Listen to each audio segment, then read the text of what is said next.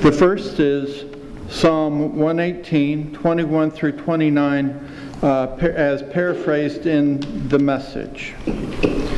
Thank you for responding to me. You've truly become my salvation. The stone the masons discarded as flawed is now the capstone. This is God's work. We rub our eyes and we can hardly believe it. This is the very day God acted. Let's celebrate and be festive. Salvation now, God. Salvation now. Oh yes, God. A free and full life. Blessed are you who enter in God's name. From God's house we bless you. God is God. He has bathed us in light. Festoon the shrine with garlands, hang colored banners above the altar. You are my God, I thank you. Oh my God, I lift high your praise. Thank God, He is so good. His love never quits. And then from Mark 16, 1 through 8. When the Sabbath was over, Mary Magdalene and Mary, the mother of James and Solomon, brought spices so that they might go and anoint him. And very early on the first day of the week, when the sun had risen, they went to the tomb. They had been saying to one another, "Who will roll away the stone for us from the entrance of the tomb?" When they looked up, they saw that the stone, which was very large, had already been rolled back. As they entered the tomb, they saw a young man dressed in a white robe, sitting on the right side, and they were alarmed. But he said to them, "Do not be alarmed. You're looking for Jesus of Nazareth, who was crucified. He has been raised. He is not here. Look, there is the place they laid him. But go, tell his disciples and Peter that he's going ahead of you to Galilee. There you will see him, just as he told you."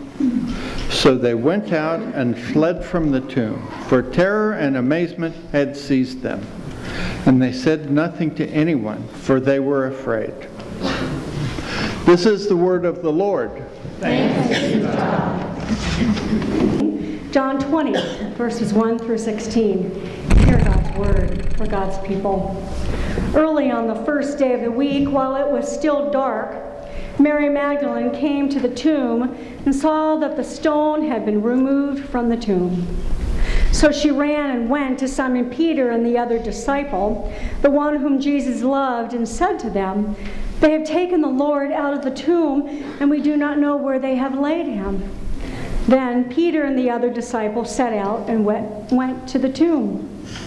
The two were running together, but the other disciple outran Peter and reached the tomb first.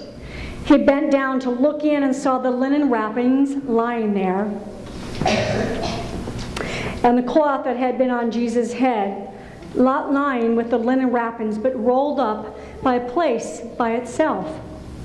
Then the other disciple, who reached the tomb first, also went in and saw and believed, for as they had did not understand the scripture, that he must rise from the dead. Then the disciple returned to their homes. But Mary stood weeping outside the tomb, and as she wept, she bent over to look into the tomb, and she saw two angels in white sitting where the body of Jesus had been lying, one at the head and the other at the feet. And they said to her, "Woman, why are you weeping?" And she said to them, "They have taken away my Lord, and I do not know where they have laid him." When she had said this, she turned around and saw Jesus standing there, but she did not know that it was Jesus. Then Jesus said to her, "Woman, why are you weeping? Whom are you looking for?" Supposing him to be the gardener, she said to him, "Sir, if you have carried him away, tell me where you have laid him, and I will take him away." And Jesus said to her, "Mary." And she turned and said to him in Hebrew, "Rabboni," which means teacher. This is the word of the Lord. Thanks be to God.